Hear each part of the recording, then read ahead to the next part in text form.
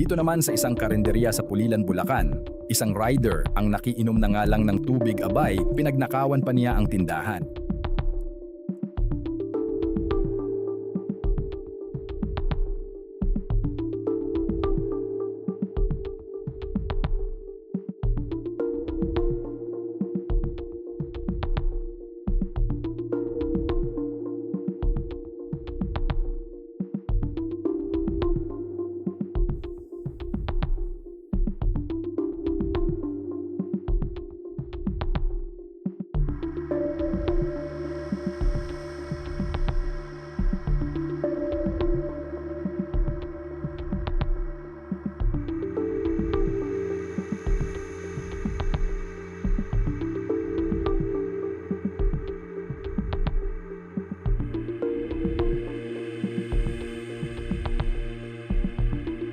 Ang cellphone na kanyang ninakaw ay isang taon pang hinuhulog-hulugan ng tindera.